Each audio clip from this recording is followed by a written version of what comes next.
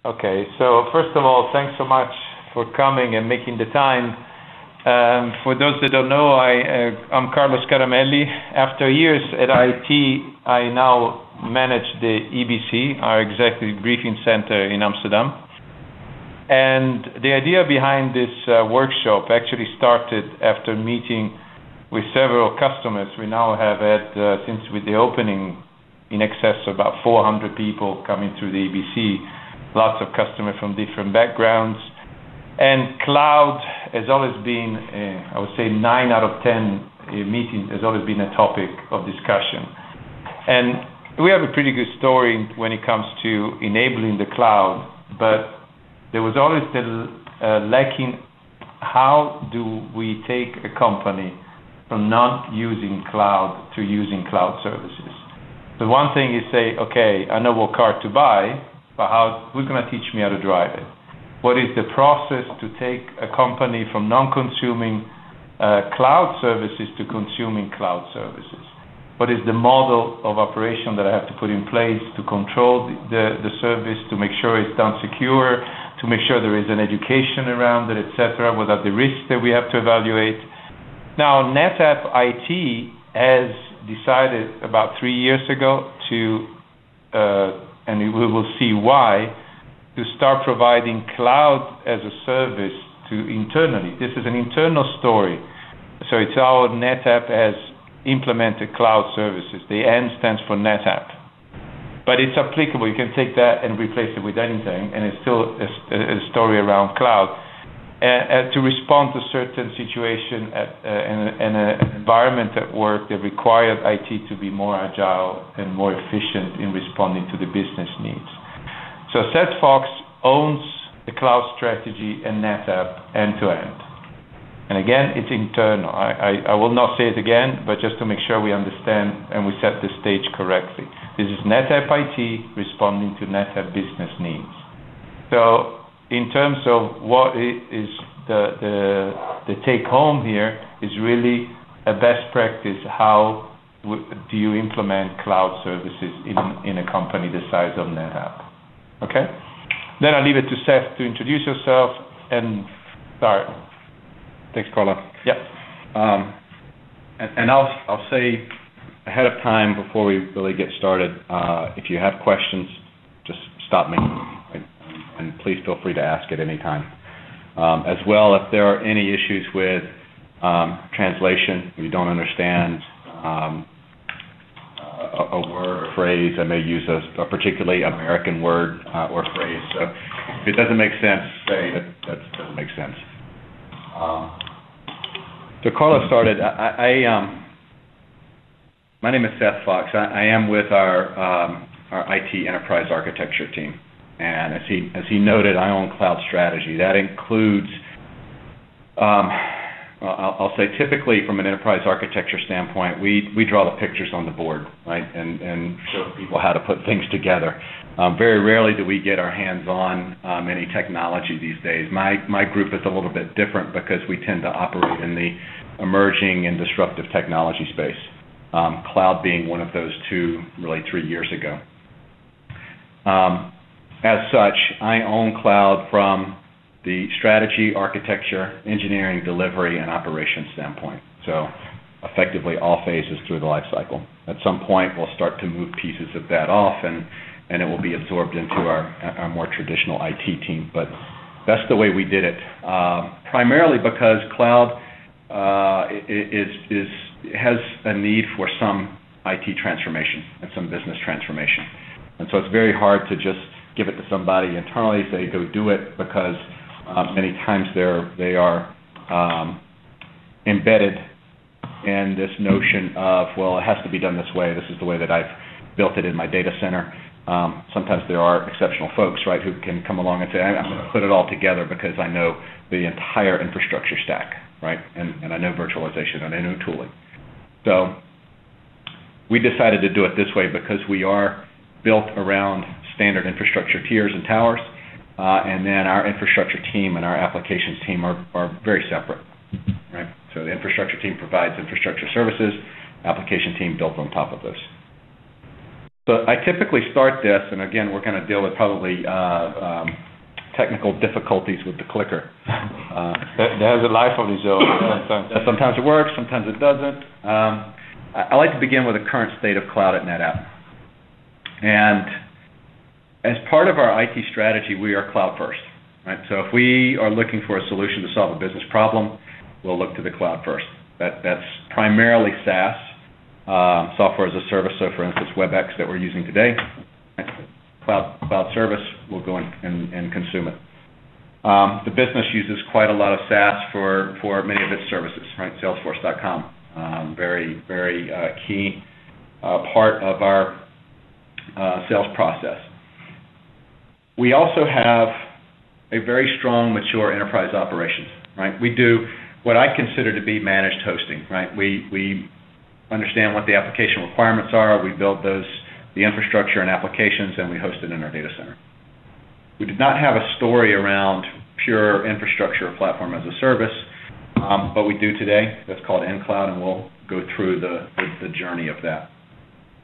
So the way I like to look at this is that NetApp IT is both a provider and broker of services, right? We're a provider of services in that we build applications and infrastructure internal to our data center. We build solutions, right? We build services that we consume or that our business users consume, and as such, we provide those services.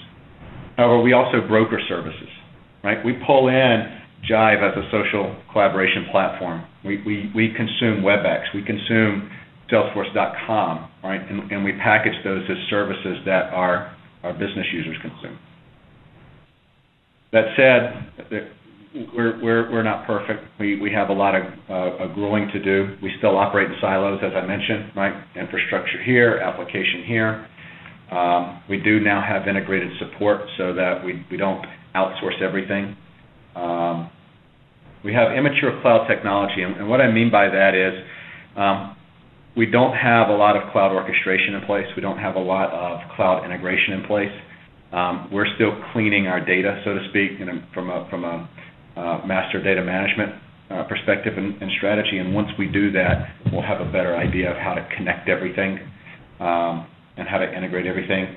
From an orchestration standpoint, right, the goal is to be able to orchestrate between on-prem and off-prem and effectively have a hybrid cloud. But we're not quite there yet. We do have a lack of holistic governance, and what I mean by that is top-down, big-picture governance, right? We do a good job of governing what goes into the data center and why. We do a good job of governing what goes into our nCloud, right? But governance around SaaS is very isolated, right? We do a fairly good job of governing Salesforce.com as an entity and as a solution, right? But each one of these other software as a service solutions is governed independently, typically. Oh, and we also only have a basic concept of chargeback. What I mean by that is today, if the business wants something done, they'll come to IT.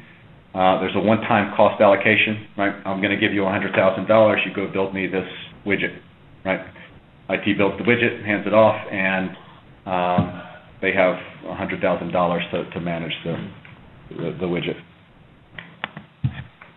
So is anybody here familiar with shadow IT, the term?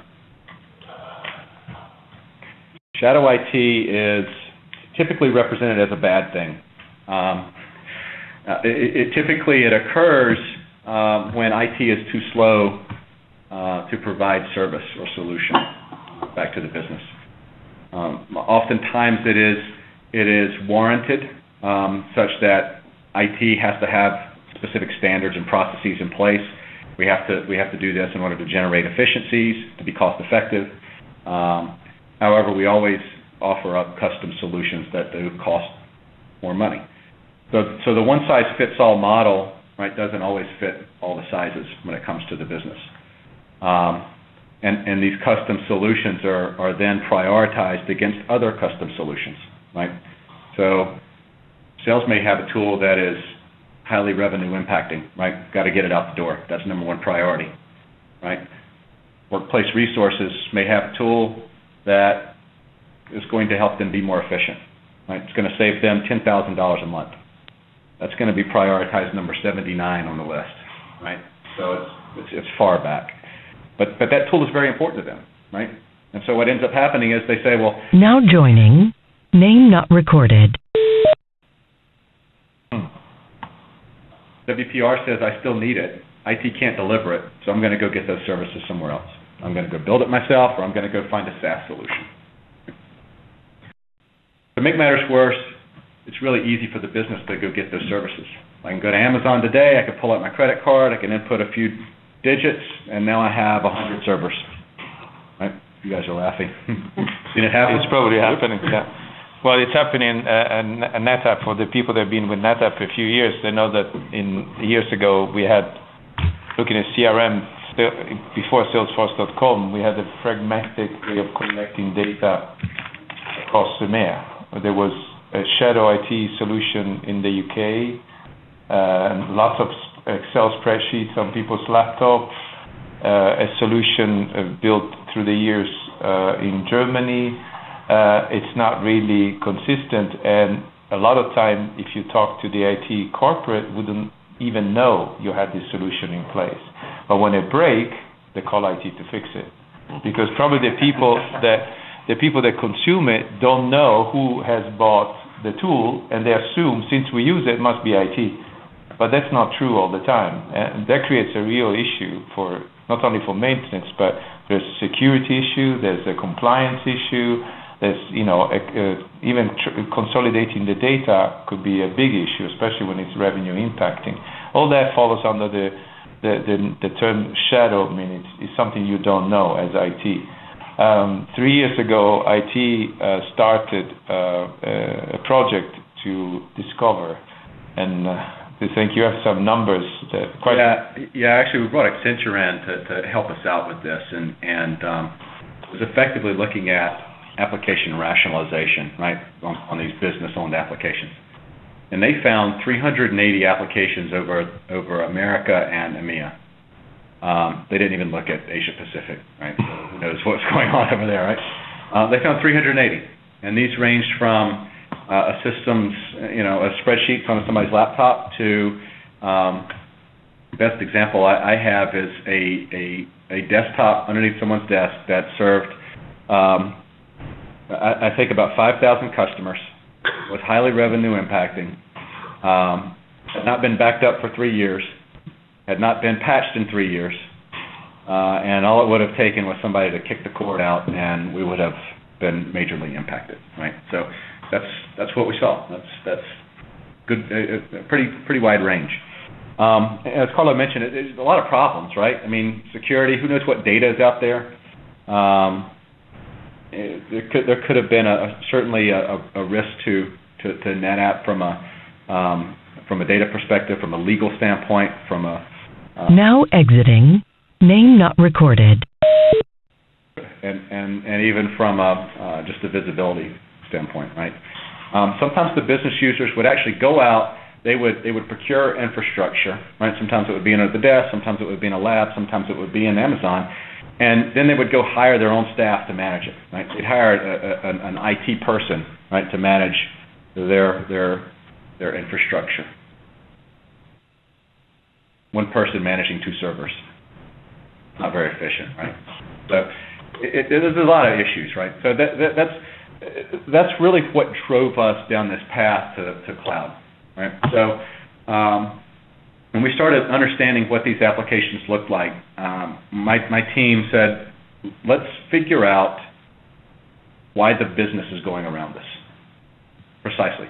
What are their needs? What are their challenges? What are their requirements?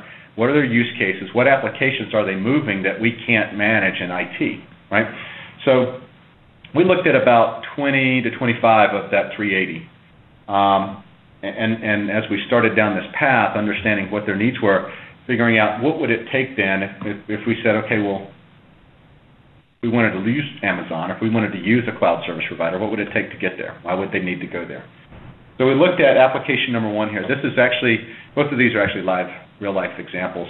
The first one is our Linux community program, which is an externally facing site that our Linux customers can come to. These Linux customers are ones who use non-standard distributions, ones we don't typically support like Ubuntu or Fedora or SUSE. But we wanted to give those customers still an online support community that they could leverage. So the team came to us. They said, well, we want to use open source technology because that's what these customers are using. We want to use Ubuntu. We want to be able to do our own account management, right? Because these are customers coming in. We want to do our own authorization. We need to be able to do dynamic content. I want to own the content, and I want to publish it whenever I need to, right? I don't want to be on IT schedule. And it needs to be externally accessible. So they came to IT, and IT said, well, we don't support Ubuntu. We support Red Hat. I said, well, no, we need Ubuntu. And so we said, or IT said, okay, well, if you need that, we'll standardize it. It's going to take 3 months, and it's going to be $60,000. Well, we can't wait 3 months, and we don't have $60,000. So they went to Jive, or NetApp Live, as you guys may know, and as a community.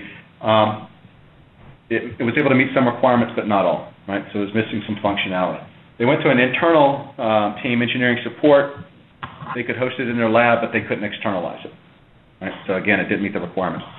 They did not have an answer, right, outside of going back to IT and spending the money, so they were going to go to Amazon. Application number 2 is a SQL Server data warehouse, pulled data from SAP and some other places. He needed to dynamically scale it, right? Quarter in, scale it up. All the other time in that quarter, keep it scaled down. Needed to be integrated with Active Directory. He wanted to be able to do some of his own scripted queries and custom reporting. So he came to IT. Said, absolutely, we can run it through the PMO process. It's going to take, we'll give it to you in 16 weeks, and it's going to cost you $120,000. Right? Factor in PM, project management, BSA, engineering, delivery, support, infrastructure. Right? We'll give it to you 16 weeks. Didn't want to do that. Right? It's just a small SQL Server database. EBI. So we went to our business intelligence team, and they said, well, we could also do it. It may take about 6 to 8 weeks to do because we don't have these custom reports, right? So he didn't really want to go that route either. So he goes to an internal organization. They have the lab space, puts it on a VM there. Actually, it puts it on a physical server there. And then 3 months later, they need to expand. Right? It's going to cost another $40,000 to expand. As well, these guys in the lab, they didn't support. Right? So the DBA is actually doing infrastructure support, networking support, operating system support, actual database support, as well as actually building out data models and doing the queries. So he didn't really have another option outside of going back to IT and doing it the right way, and actually the right way, right? Not really the right way, doing it the way that we would do it, and spending the money and having it delivered in 16 weeks. And at this point, so from an IT business relationship, what's broken here is that I would say all IT organizations that I talk to, they want to become partner with the business, being the one-stop shop where you go with your needs and you will enable the business. That's the ideal situation. It's a partnership. What I see here is that the business going around shopping. Who's going to help me? Can you help me? Can you help me? So it's the business trying to find the solution, and it's far from being one-stop shop. And it's quite damaging the relationship with IT, because the immediate reaction is, IT is not able to do what I need, and I have to go around finding the solution myself. And that damage is far beyond maybe the investment that you need to implement your solution is really a long-term damage. Because next time they know already, they probably won't even go to IT. Sure. Why do I have to waste maybe weeks to find out who's going to help me? With 1 hour, I get it on Amazon. So you get one chance, especially in aggressive, commercial environments. You can't wait, even just to start, and then 16 weeks to implement it. So there is that relationship damage that you see in this slide. Okay. So how did we approach this? What do we want to do? Well, now that we understood what the applications look like, we thought, well, where are they going? They're going to Amazon. They're going to Rackspace. They're going to AT&T. They're going to cloud service providers and getting these services. To kind of frame it up, right? I had a team of 3, right? Me, myself, and I. No, I had an engineer, and I had an intern, right? And I didn't have any capital budget, right? So the similar story to what the business has. They had some OpEx that they wanted to spend. So we said, I said, I have some OpEx.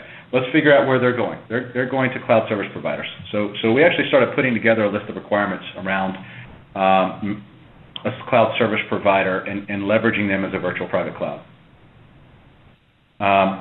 We targeted NetApp customers and partners primarily. And we looked at things like, do you do secure multi-tenancy?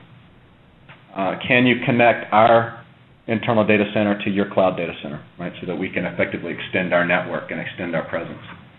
Can we influence your roadmap? And what I mean by that is, we have some very specific things that we want to do. Can you meet those requirements strategically? And it was actually a pretty long list of things, right, but just as examples. So we ended up selecting one, and we effectively built a virtual private cloud, right? So that's a public cloud or a public cloud company. We've extended our network. It's secure. Only we can see it, right? Its IP address range extends, right? Our IP address range extends there. So it is, in effect, a virtual data center, right? A virtual cloud. What this allows us to do is really move fast, right? Maybe given my druthers, I would have loved to have built out a private cloud, right? But I didn't have that option. I didn't have that luxury. I didn't have the money or the resources. But we were able to provide the service very quickly to our end users, right? We took an iterative approach to actually defining the capabilities that we needed, right? The business would come and say, we need X, Y, and Z, and then we were able to meet that with the capabilities back in our service provider. And effectively, it was a process, right? We couldn't meet them from day one, right? Some applications we'd come and say, well, we have very specific platform requirements. And we go to our service provider, well, do you support this today? No, we don't, but we can support it in 2 weeks. That's what you want. Right? So we started building that relationship. We started getting what we wanted from our service provider and being able to meet the business needs. We're able to be agile. We started, and Carla mentioned it, we started to be able to win back the trust of the business. And, hey, we could do this, right? IT is being adaptive. They're not a roadblock anymore. We have to prove out the application compatibility, right? So looking at it from a standpoint of, well, this application has these particular requirements, this has this particular requirements, and ensuring that we could run them on the cloud, right? And the cloud model worked, right? When I say cloud model, that is, effectively the ability to move it outside of our own data center, right? The ability to have a service provider manage it, the ability to do chargeback, right? So building in some of the characteristics of cloud, right, and being able to manage it in that model, and just proving that works. To that point, right, we were able to see that it fits in our service management framework, right? So we could connect this service as a new service as part of our global service desk, right, and have all calls be routed that way. We're able to start looking at how we framed up problem and incident management, right, kind of all the basic ITIL principles, and how they might apply to the cloud. So we continue to refine the service offering. We've taken the 380 after further rationalization, right, removing the spreadsheets, finding all the applications that have been since sunset or been ported over to the business analytics tools or other platforms. We had 120 applications, right? So we've migrated about 45 to 50 of those today, and obviously new ones pop up, right, all the time. But what this has really allowed us to do is build a business case for private and hybrid cloud, right? So we were able to start very fast, look at what works, what doesn't work, and at this point we're able to say we would like to apply these same principles, build out our own private cloud, connect the virtual private cloud with our private cloud, and have a hybrid model that works for everyone. we're not there yet. We'll talk a little bit about that. So what sort of capabilities do we have? We started slowly with pure operating system, right? Let's offer Windows, let's offer Red Hat, just more of a traditional infrastructure as a service offering. We quickly saw that the business was coming and saying, well, we actually need databases, and we need web services, and we need applications, and we need more capability, right? And as they came, we were able to start packaging these, automating the deployment, so that the business could then come and deploy a LAMP stack, right? Linux and Apache and MySQL and PHP or some other development language. My favorite story is around WordPress, right? So for those who don't know, WordPress is an open source content management platform. A lot of people use it externally to do build blogs and that sort of thing. We saw a lot of internal use and business units building out team and organizational sites, right? The foundations for your intranet. So they were moving away from the old enterprise Oracle content management system, right, and building these out more organically. And we thought, hey, that's a great idea, right? So we actually built a NetApp theme on WordPress, right? It's all branded, it's got the right coloring, it's got the right iconography. It's integrated into our LDAP SSO, single sign-on. And we blueprinted that so that now when teams or organizations need a new intranet site, they can provision this out in 1 hour and effectively be ready to frame up the content of their internal team site. We have other core services in there, Active Directory, right? So I mean, it effectively has become an extension of our own data center, right? And as much as we have, or as much as we can, we've enabled automation, right? We've enabled the ability to provision out these services very quickly. So this is just a snapshot of the control panel. What can it do? I always start with instance management. We can create, destroy images and instances. We can start, stop VMs. We can clone, snapshot, archive, put it into maintenance mode. We have integrated monitoring. So we can get an idea of, for every server, how many CPU cycles, what's the utilization, what about memory, what's the utilization of memory, what about storage, what's the capacity utilized. You can actually put threshold monitors on that, right, so that if CPU utilization goes above 80%, business user gets notified, right. We're actually working on an auto scale feature that after it reaches a certain threshold across a number of iterations that are user defined, that it will actually scale up, right, and then when load is alleviated, scale back down. Billing, right? Billing and metering is very key because one of the things we enable was chargeback. The user gets a month-to-date summary against either their aggregate systems and applications or, depending on how far you drill down, the one server itself. What the previous hour cost was, the current hour cost, and then based on those numbers, what the estimate's going to be for the next month. So, again, we talked about blueprints, the ability to package these things, scheduling, right? So cost efficiency is key in the cloud, right? Being able to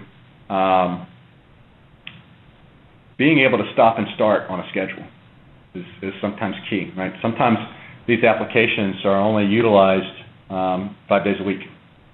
Why do you want to pay for Saturday and Sunday, right? Bring them down. Save $50 a month. Well, a small change, but it adds up across 150, 250 servers, right? Across a year or across 5 years. So just sorry if I interrupt. The point about that I like, the combination of billing and monitoring, if it's just a thought back at the situation where IT was really far from being an enabler of the business, this gives you an opportunity to proactively partner with the business to help them be more frugal with budget. the fact that when you, in the old NUM or prior to the cloud, you make a capital investment of some sort to buy some infrastructure for your project. Once that is spent, it's spent. Even if you don't use it, you lost the money. Here you have the foundation of having a dynamic environment that grows or decreases with you, and IT is helping you saving money. So think of seasonal situation where you have an application then away from month-end, the financial application is quite constant in terms of usage, and then it peaks at the month-end. During normal operation, you need 2 CPUs, month-end, 4 CPUs. Most of the time, when you do an old-fashioned deployment, you will have 4 CPUs all the time because you can't scale. Here, you scale with the use, and you can tell the business you need to spend, let's say, 25 days of the month, 5 days you spend 100, and then you go back to 50 at the beginning of next month. That actually, at the end of the year, means the business has more money for other projects, and IT is becoming the enabler of that. But you need this kind of platform. That's the background, and then the result of it is able to help the business with this kind of activities. So, and that goes together with billing. Obviously, there is a billing chargeback that even NetApp is not really mature, and most companies internally are not used to cross-charge. That's something that you need to work on. Yeah, I mean, the way that we handle it today is still a pretty immature process. There's some automation there, but it's actually sending it from the service provider into accounts payable back to finance, and then from finance they route it and do some manual magic in the back end and do the cost reallocation. But it works, and it allows us to understand what that process might look like. I don't have the budget to fund all this, right? I want the business to pick up these charges, right? So what's the value? I'm sure everybody has seen like all the Gartner research and the Forrester research and the IDC stuff, and they have a lot of this, right? But qualitatively, the good thing here is we've become a business enabler and a business partner from an IT standpoint. Right? We win the trust back.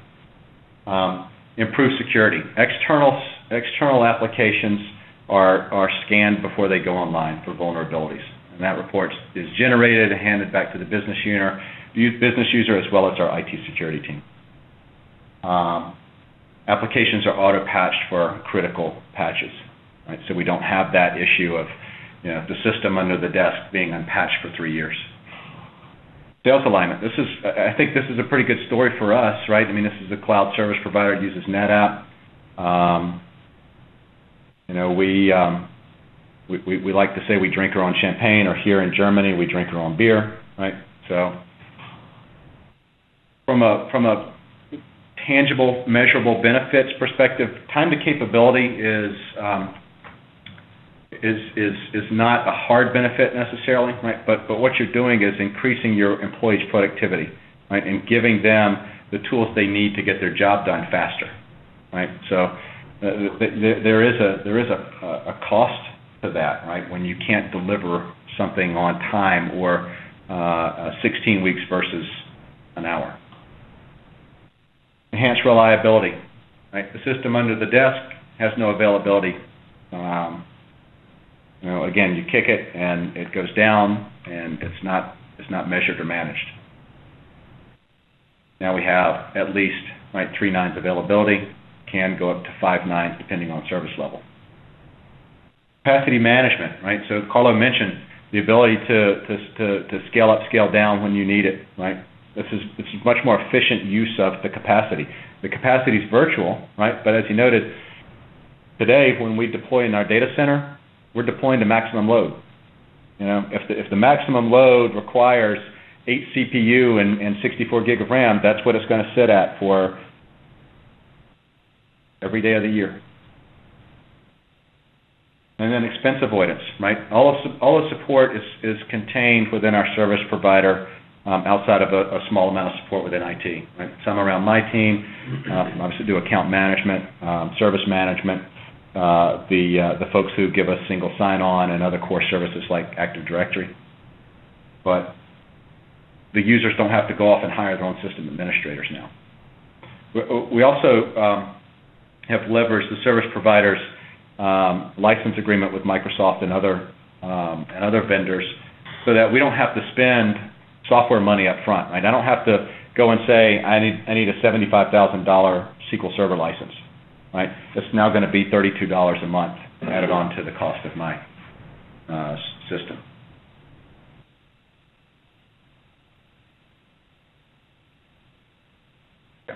So nCloud is not perfect. It can't be used for everything. What we did is build out a matrix here. On the vertical, you've got value. The horizontal, you've got complexity. This is relative to the application. The green is a good fit. Darker blue is a possible fit, and the dark red is not a fit for nCloud. This is a point-in-time snapshot. Right? This is based on what we have been able to deploy with some consistency, what we've been able to deploy with in a spot-like manner, depending on the complexity or value of that specific tool or application. And then in the red, what we typically can't deploy because of a number of factors, right? Either the criticality, security requirements, or the overall value of the data or the application itself. I say it's a point in time because as our capabilities increase, as we're able to deliver private cloud, as our cloud service provider gets better in certain areas and aspects, we expect that the green will grow, red will shrink.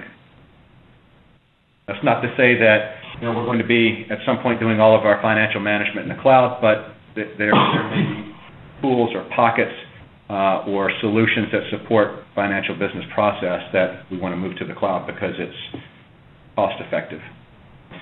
So the one thing, because this was somewhat a couple of questions we had in the previous session, just to make sure it's clear, complexity is not just specific to technical complexity. It could be a legal factor, it could be a technical factor, it could be a compliance or purely a commercial factor. So if you have core application that you use as a flagship, say this is what we do as a business, you most likely want to host it internally. You don't want to push it to the cloud. So if we are developing a product, it's most likely something you want to reference to as a commercial marketing point, and you say, oh yeah, but we host it on so-and-so provider. That is kind of watered down message you give to your customers or to the world. So there is all these things that make the complexity of a specific box. I give as an example for the NetApp in the room or on the phone, we have a mobile cost management tool that every month you get an email. So that is a typical example. What is the complexity of that tool? Technically, it's quite simple. All the providers we use, they send digitally the data to a company who is located in the Netherlands. They look at the data, they consolidate it, they run a report. Technically, seems not a problem. The complexity came because of the data protection regulation in different countries where this tool is deployed. And in case of Germany, we have to have the data protection commissioner looking at the process, looking at the infrastructure, looking at how the data was managed, and certify it. It's a complex situation, and if you don't satisfy all the factors, it will stay red, even if technically it's very easy to implement. So just to make sure we understand, the value could be commercial, revenue generating, image, marketing, and the complexity could be any of those aspects, from legal down to purely technical. So this table wasn't built arbitrarily. Right? I mean, we had a process around how we started to define these things. We initially started with a very basic scorecard, right? What type of data do you have? Rank 1 through 5. Do you connect back to NetApp systems? Rank 1 through 5. And so it became apparent that while this proved to be at least a guiding influence for the business users and us, even in IT, we needed something a bit more robust. So we started building out this cloud decision framework. This became very necessary as we started building our new data center in Hillsboro, Oregon, in the U.S. And we started putting together a plan to move from our Sacramento, California data center to Hillsboro over a 3-year period. Well, one of the things that we wanted to say was, because again, cloud strategy, we are, or IT strategy, we are a cloud-first company. You have to prove that if an application sitting currently in Sacramento needs to move to HDC, our Hillsboro data center, you have to prove why it can't go to cloud. Like, why does it need to be in the data center? Right? Well, in order to define that, you have to start to build out some of these characteristics and criteria around what should go to the cloud and what shouldn't go to the cloud. Right? So as we started thinking about this, most of these are not just simple yes or no. They're not binary. They're not on or off. There are a couple, right? Customer one, NetApp on NetApp program. There are certain applications and solutions and even products that we want to run internally because it's a really good story. SAP on NetApp is a really good story. Great partner, right? Auto support, right, on our Nosh Hadoop deployment. Great story, right? We want to run that internally. So that's typically one of the first things that we look at, right, when we say should it go on-prem or off-prem. From a lifespan standpoint, marketing campaigns, right? Just some other seasonal application. Hey, listen, I'm going to do a sandbox. I'm going to do a POC. I just need this server for 3 months. Typically a really good use of the cloud. Right? I don't have to go and buy hardware. I don't have to provision out hardware and manage that pool of resources internally. Cost. We look at this as sunken cost. And what I mean by that is, if we've bought a packaged solution, right, software and hardware, we can't reallocate that hardware over a 3-year period, then we'll put it in internal. Right? We're bound by the package. Technology, there's some technology that still does not support cloud. Some technology still does not support virtualization, or at least they say they don't. So, you have to run bare metal. Well, maybe not. So, we are, again, are bound by technical limitations sometimes. The second piece is around risk. And I want to preface this by saying, for each one of these, again, it's not a binary. It's not a yes or no. And what we look for here is compensating controls. Right? Are there compensating controls on the application itself? Do you have processes that manage the control of the data, right, or the compliance or regulatory concerns? Does your service provider offer the right service level, right, management, security, for you to feel comfortable with the risk of moving to cloud? So these are all questions that we ask, right, as part of this sort of, workflow interview process. And if the answer is yes, there are compensating controls, then there's no real reason to not go to cloud. The U.S. CIA is, well, they're trying to. It's potentially being blocked in our courts. Is looking at spending millions and millions of dollars with Amazon for their cloud services. Yes, really. So if the U.S. CIA, well, we need something to run all these private information scanners, right? That's a bad one. But Amazon is already certified to use by the federal government. So, but the point here is the risk is a huge reason for not used as an excuse for not doing the cloud. The resistance from a lot of the people that we meet is based on fear of security not being what they expect it to be. At the same time, if you look inside most companies, there's so much unsecured data that is really incredible. We're really not looking at the elephant in the room, but it's just because it's a emotional look at the cloud, and instead of breaking it down in the complexity that we were discussing, what is really the reason for not doing it? So are you lacking the infrastructure? Can you resolve it? Yes or no? Are Are you lacking the process? Yes or no? That the overall end-to-end of that discussion will give you a secure or non-secure environment. But simply say, oh, it's not secure, it's not an answer that works. So we needed to have different steps, and you have 4 blocks here. Behind there's a lot more. So maybe we can show that page afterwards, the one you have on the intranet with all the questions. But there's a lot more than just 4 questions.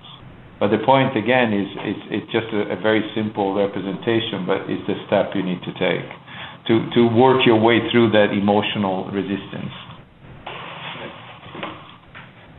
The other factors that we look at around application requirements: does the application have performance or integration requirements that are complex or demanding? Right. So the example I use is if you've got an application in a 12-node ecosystem, you don't want to move one node to the cloud. Right. You may have latency-specific concerns. You don't want to introduce unnecessary complexity. Right. And then cost. Now exiting. Cost. You don't want to pay $120,000 one time if you can pay $150 a month. Right? I mean, it's just as simple as that, right? There's some financial issues at play. Once we look at that, score it, we factor it against the service level, right? And the service level is important because that helps us determine sourcing and ultimately where it's going to go, right? So does your application need 5 nines availability? Do you need an hour response time on P1s and 4-hour resolution time on P1s, right? If you do, the answer may be very different, right, if you have no availability requirements, right? You have no availability requirements, that's probably a good choice for the cloud. If you need your P1s managed, right, critically, with high availability, it may be a better choice for our internal data center. And then finally, sourcing, right? We certainly look at SaaS as a viable option. And today we have 1 service provider. Tomorrow we may have 2. 6 months from now we may have 3. And ultimately we'd love to consider ourselves as a private cloud option, a service provider, right? So sourcing comes into, well, where are we going to put it, right? Which cloud are we going to put it in? Just a couple of things. Service level, again, is one of the things that we discussed often with our customers, simply because it's underestimated and it's important. A lot of IT departments spend a huge amount of time in managing expectations of their users because they've not gone through a formal approval and acceptance of the service level in place. And that means, and I say formal, really a sign-off, this is what you pay for, this is what you're going to get. That's the first step. That's done at high level, executive level. There's the application owner or the service owner and the IT service owner. They have to agree this is the type of support that you require, sign off as part of the development and the delivery. And then the second part that is also not often enough done is to propagate that information across the user community, so that if a user has an issue with the service, they know what kind of support they can expect, so that nobody shouts down the corridor, my printer is not working, it's a P1 because I can't print the invoice. That's the kind of situation you have, and again, it's a relationship between the business and IT that needs to be repaired before it even breaks. So, and now that you add another layer of complexity, that you have an external service provider that is part of the service you provide to the business, you have to make sure that the agreement is clear, because this service provider will work based on a contract. While internally you might go to you and say, hey, buddy, help me out, I need it now, and you call the system admin and we'll fix it. When you have an external company doing that, doesn't work. You don't have a phone number of somebody you know to call. So it needs to be, and this happens, unfortunately, way too little. It doesn't happen often enough.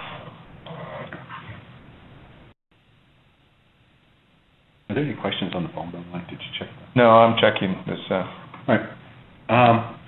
This is a hard to read slide, so I apologize. But I wanted to put this in here because out of those 45, 50 applications that we have in the cloud. For about 20 of these, we've developed a one sheet. And what I mean by that is we wanted to basically do some application profiling to understand what we had out there, right, just to sort of do kind of a checkpoint, but also to use it as a marketing reference internally, right, so that we could show other users what could be out there, right, and what is out there. So the first thing we look at is just the application summary. What type of application is it? What's the overview? What does it do? In this case, this is a WPR Workplace Resources application that does content management for CAD drawings, right? So all of the blueprints and plans for all of the sites worldwide, all of our data centers are hosted here, right? Can be searched. The second piece is the application characteristics. And how many users use it? Is it global or is it regional? What's the business criticality and what SLA does it currently use? What's the infrastructure and platform look like? Right? So just kind of giving some typical profiling activities here. And then application patterns is important because at this point it gives us, and really our business users, a clearer picture of what they may be able to use in Cloud for. Right? This is more in business language: content management, video streaming app, open source app, business analytics. Right? So these are terms that the business understands. They don't always understand what 4 CPU and 16 gig of RAM might give them. Right? But from an application pattern standpoint, you start to think about, and they start to think about the things that they need, their business challenges. Finally, you also have the benefits, right? Tangible and non-tangible. Tangible, how much money am I going to save by doing this way, right? These are real-world numbers that the WPR team saved by going this route. And then non-tangible, right? For the cloud, well, we get elasticity. We get flexibility, right? We get ease of use.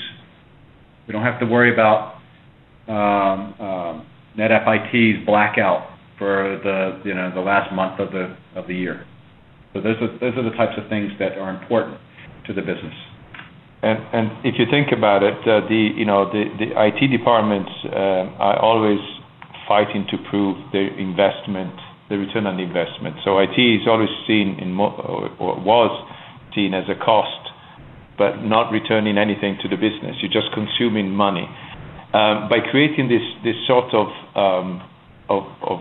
chart of the service that we provide, we give the reason, and there's at the bottom also the benefits of doing it, so that you can have as a reference to prove the return on investment. The savings, the simplicity, the responsibility, and this is one of the things as a best practice. We're not saying this is the way to do it. The way is one way of capturing a snapshot of what you have implemented, so you can then use it as a reference later on. It could be simply that you have another requirement, another request for the business that maps almost perfectly to this profile, and you can simply carbon copy it, or simply you go into the discussion, prove to me that cloud service is really the way to go forward, and you have 10 of these and say, look what we achieved with 10 applications in terms of savings, in terms of ownership, governance, etc. So it builds your history, and there's one way to move forward in that relationship with the business. Okay. And your clicker has a mind of its own. So this is a current snapshot of our reference model, and I like to show this because when we first started, we wanted to look at officially or effectively where we wanted to go, right? What capabilities did we want to enable? How do we want to align to our current service management model, right? What factors of governance were important to us? What user roles, right, did we want to implement? When we first started, everything was red, right? Red is not started, yellow is incomplete, and green is we're done, or we've actualized it. 6 months ago, there was still red here, right? And as you can see, there's still a ways to go, right? We still have some work to do on the service management front to integrate it into our current operating model. Our deployment, right? We've started private cloud, we've started hybrid cloud. We're certainly not finished, but this gives us an indication of our maturity in the space. We can always go back and reference this to understand where we are and where we came from. This is a snapshot of our reference architecture. It's complex by design. I know you're looking at me because I left. So I have to tell you one thing. I present to customers on a daily basis, and I don't like busy slides because nobody will remember, nobody will read it because too much, too little font, etc.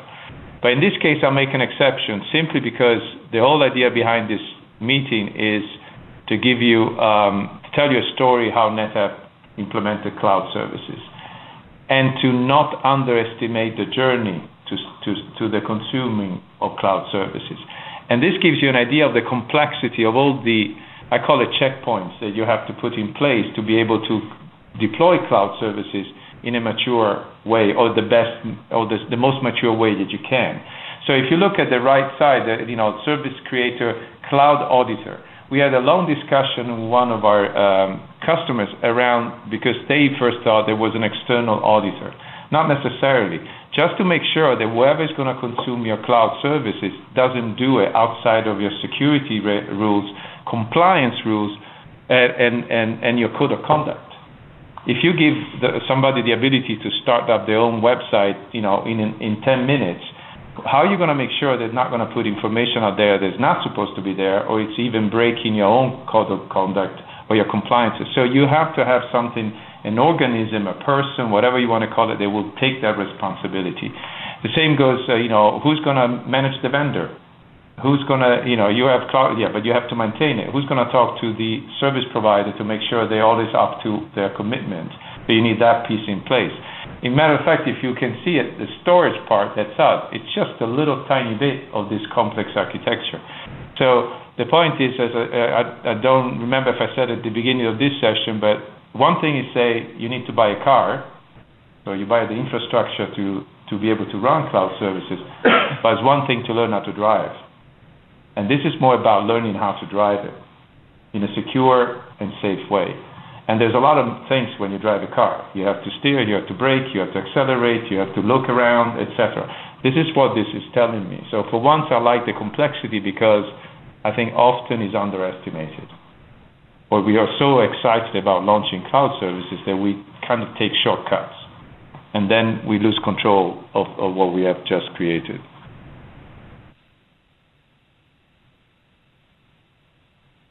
So just to sort of recap, I got a few slides here.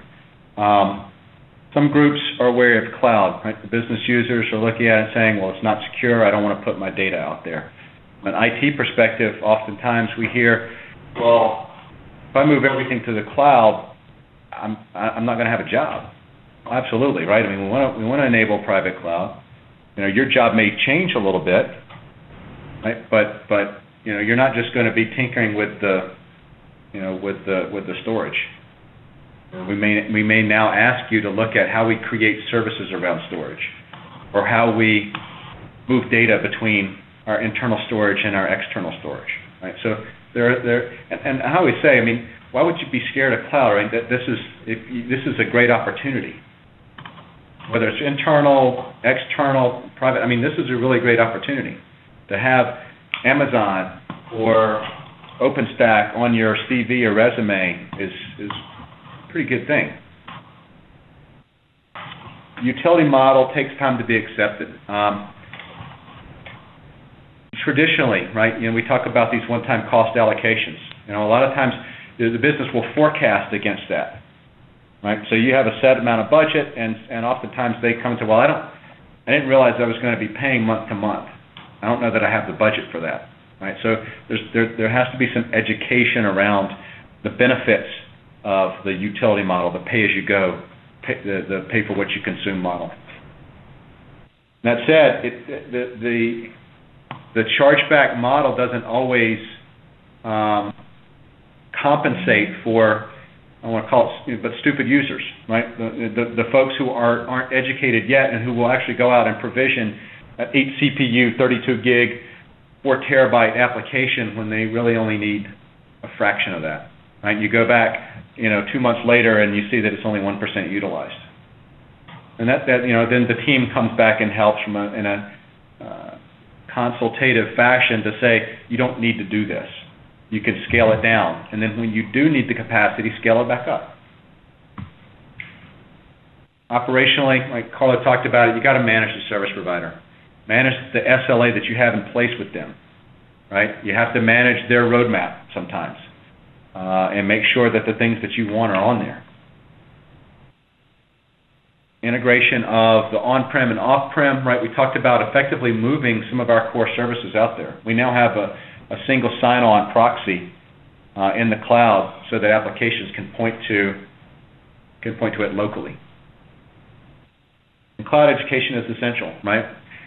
We've spent a lot of time creating how-to documents, creating frequently asked question documents, putting videos out there, doing podcasts.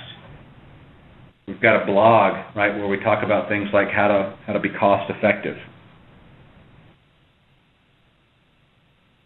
The governance is key, right? We talked about the decision framework and what's a good fit, what's a bad fit. Well, you've got to define that. You've got to define, the things that should go to cloud and the things that shouldn't, internally or externally, right? What's really important to you. To that point, risk management is crucial, right?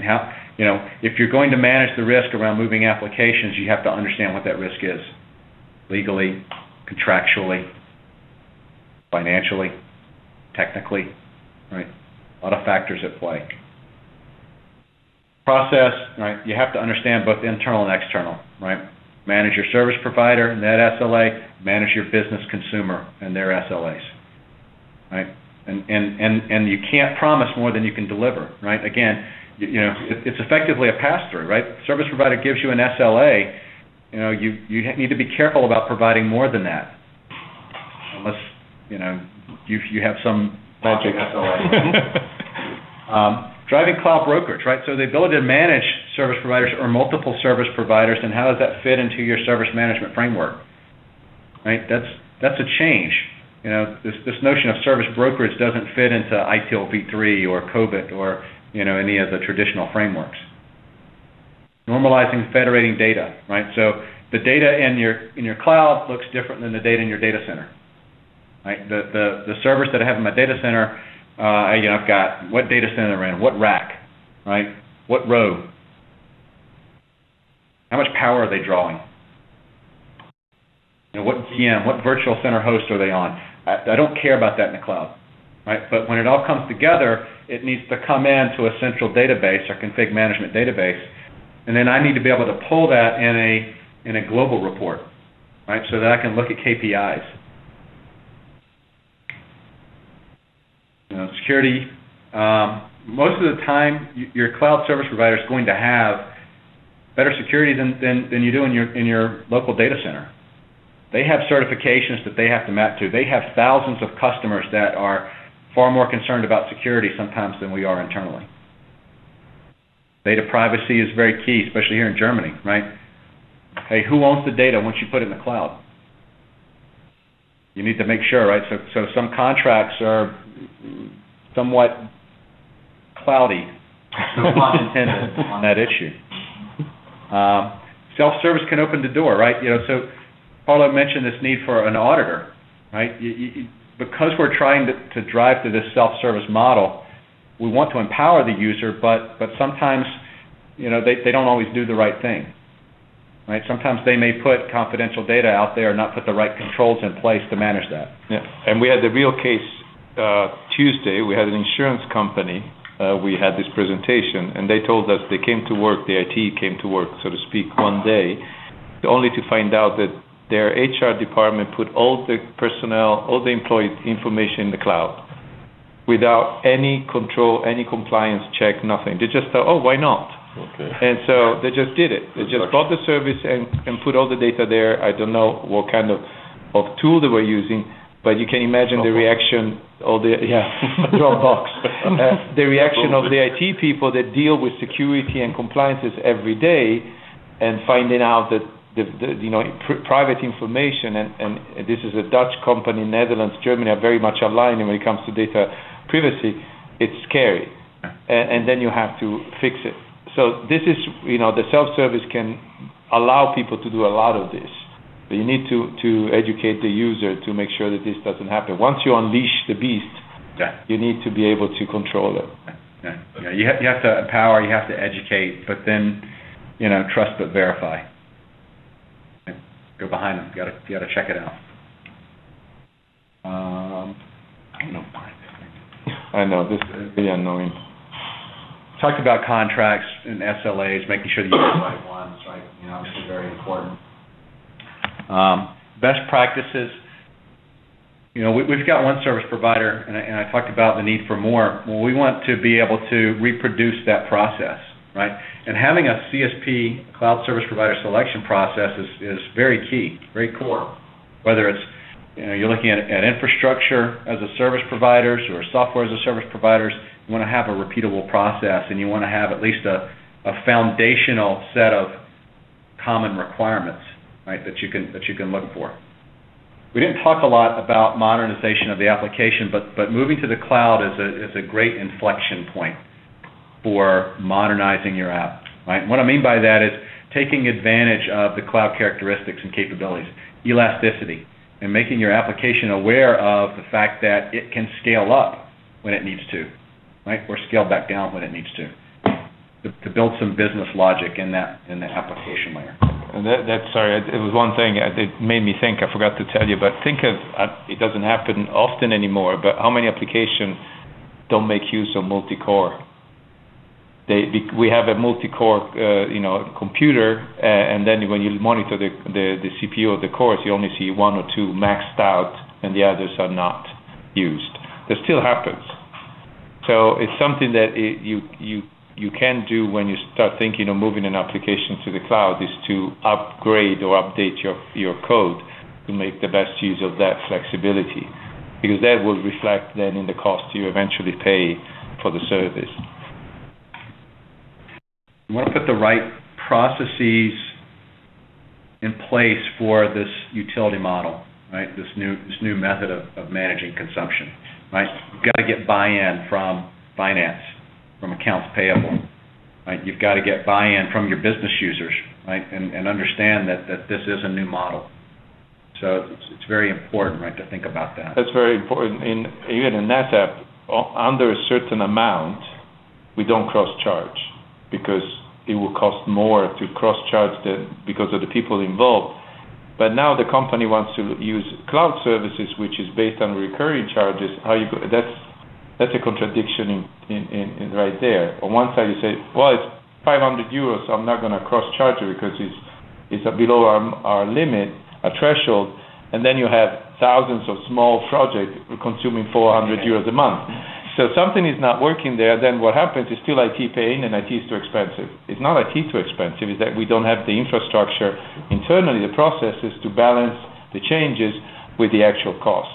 So before you say, oh, we got cloud, we need to align. That's why it's so complex. That's why I like that complex picture, because there's a lot more layers that you need to align before you say, I deploy cloud. It's not just about the metal that you have to get. It's all the processes, the people, the mentality, et cetera, et cetera. And this is definitely, for us, I know it's a problem, because we don't do that. And NetApp, normal cross-charges for some areas, 2,000 euros is not cross-charge. It's a rounding error, so to speak. Right. You absorb it in your cost center, but IT deals with hundreds of cost centers, so how are you going to do that? That's why buying from finance, you don't think about it, but it's a step in the chart. So where do we go from here? What does our strategy look like? This is our current strategy around nCloud. Today we've got our service provider. We've got proof of concepts going right now with Amazon AWS, specifically around Direct Connect and using NetApp filers in a co-located data center, right? And then being able to do snap mirroring from internal to Amazon, and then leverage their EC2 compute, right, to be able to manage and drive some of that data and build applications around that. We want to look at that as a low-cost option, right, and we want to look at that as a low-support option. Like, but Amazon has thousands of images. You know, they've got Hadoop out there. They've got Oracle. They've got Microsoft. Right? They've got anything that you could possibly need. So we look at that as a high capability option. Right? As well, we talked about building out internally our own private cloud. We have a POC going with OpenStack right now. OpenStack, if you don't know, is an open source cloud operating system. It's basically what we call a management shim, an infrastructure control plane. NetApp actively contributes code and development to OpenStack and a couple of different projects, so this aligns with us from an engineering standpoint. OpenStack is gaining traction in the industry. You now have IBM and Cisco and HP and Red Hat and Rackspace and many, many others actually creating their own OpenStack editions and being able to support those. So we feel like this is a good fit for us. Ultimately, right, we want the orchestration piece in the middle to help build and define the business logic that we saw back on the cloud decision framework. Right? So when a business user comes in and says, I'm going to deploy this application, they don't care where it's being deployed. They don't know where it's being deployed. We're going to put it in the right place for them based on the characteristics and criteria that they saw. Right? So they'll define their data privacy concerns and what controls that they have or we have from a service provider management standpoint, and we'll deploy it in enterprise cloud, or maybe we'll just deploy it in Amazon as a hyperscaler because there are no real data privacy issues.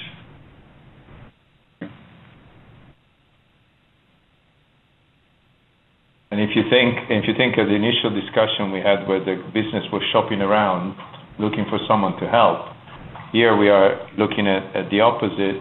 The business goes one-stop shop to IT, and IT says, I'll find you the best platform, and I mean platform, the best housing place for your project. But based on requirement, which is what we should do. We should be brokers, a consultancy level of discussion with the business, and then hide all the complexity from the business. Really shouldn't be concerned about it. But that concern is usually due to lack of trust, if you may, between the two. So they want to know more than they should know. And then things kind of break. But that's a completely opposite picture from the initial one. I'll buy you a new click for your birthday.